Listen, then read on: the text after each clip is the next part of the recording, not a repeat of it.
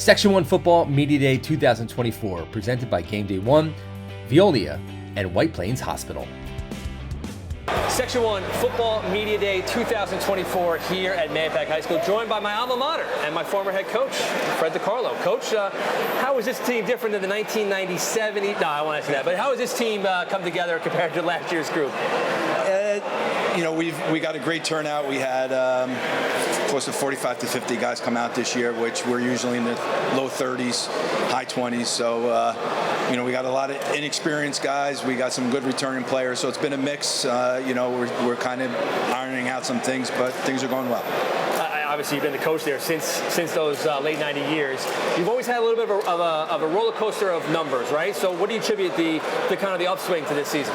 I think last year going to the semifinals, it was a good group of kids, a good group of senior class, and I think a lot of people in the school saw that and, saw that a great time that they did have with some success, and they wanted to try it out. Semifinals in football, you led the basketball team to the county center, in basketball almost to the championship game. So has the culture changed? I mean, I think it's cyclical at all schools, but does this group of seniors and kind of leaving behind a culture change of winning? I think, in our district, there's some years that there's a really good class, and sometimes, we can't recruit kids, so we coach what we have. There were good leaders. A lot of them played all three sports, and I'm a big multi-sport guy.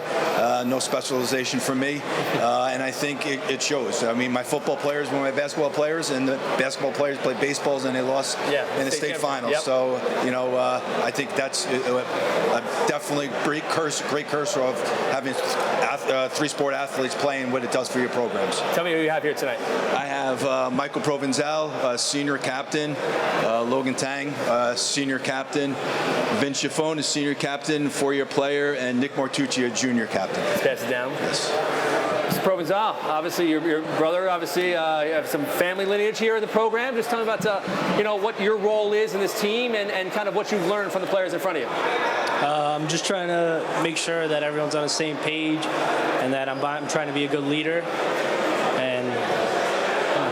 What did you learn from these last two seasons? Obviously, between football, basketball, and baseball, all the success that Eastchester had, and kind of how do you kind of carry it now into your senior year in football? That not only are the captains good leaders, but other people should also be good leaders. And last year we had that, and that's why I think we were so successful. What's the strength of this team right now? What part of the team is Coach DiCarlo relying on?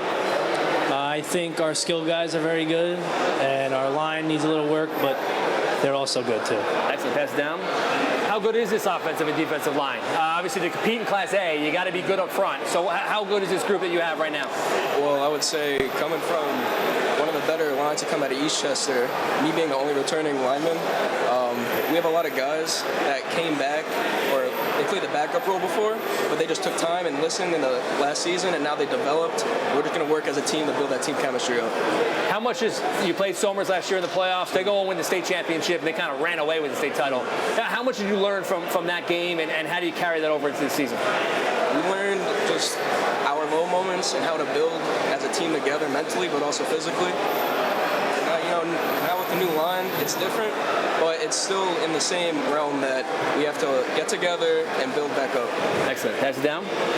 Been expecting a lot out of you. I'm sure you're going to get a lot of touches this year, a lot of carries. How have you prepared yourself physically for this, for what I'm sure is going to be a heavy workload?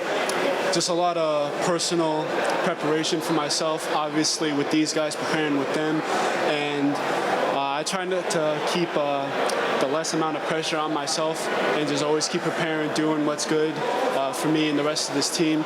And what truly matters is being united as a team. And it's obviously not one-man sport. Everyone has their 1/11th. And as long as we do that, we can do great things. There's obviously a target on your back now. Teams are going to know who you are between the Super 11 watch list stuff and all that. So how do you handle that as a player who's going to have a little extra emphasis on you from defenses? I mean, at the end of the day, it's just a game. I go out there, I have fun, I do my part, and if everyone else does their part, everything kind of just falls in like the game it is.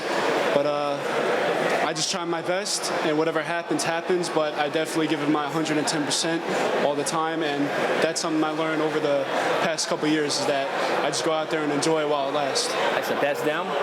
The schedule's not going to be easy. Queensberry coming from Albany, week 0, Nyack, Fox Lane. So how do you approach this season and taking it game by game?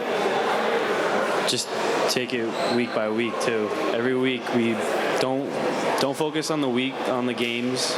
We have, like, in the next couple weeks, just stay dialed in the week, like, and what team you have to play that week. Don't just think like, oh, we have these like teams that won sitting at their states and sections. Like, just whatever team you have that week, focus on that and get prepared for that game. Who are some of the new guys? Obviously, you're going to have to replace the quarterback. Who are some of the players who are stepping into bigger roles this year that are going to have prominent success? Can you repeat that? Who are some of the new guys that are going to have to step into big roles? Obviously, losing a quarterback, losing some other backs. Who's going to have to step up? Right now, I'd say Michael, big time. That's in wide receiver 1. And we're going to need Dylan Burbridge and Robbie Maltese to step up big time, because quarterback position, it's very hard to play. It's not easy, especially when you didn't play a lot last year. It's hard to just step up and play. So, Pass down to coach. Final word. You're the veteran guy, and maybe in this whole room. I mean, there's probably not a coach who has as much experience as you. So how do you kind of keep getting yourself excited for football after all these years? I love to be on the field. I love to be with the boys. Each year is different, and as Nick said, we really just focus on day to day. We want to get better each day, and we want to do our best to the opponent we go. Listen, we play Rye, we play Harrison, Clarkstown South, Nyack's going to be good this year. We got a tough schedule, so we know we got to bring it each week, and wherever that lies, we know we're going to do our best. All right, Coach. Good luck. Thanks so much for coming up, sticking around. Thank you.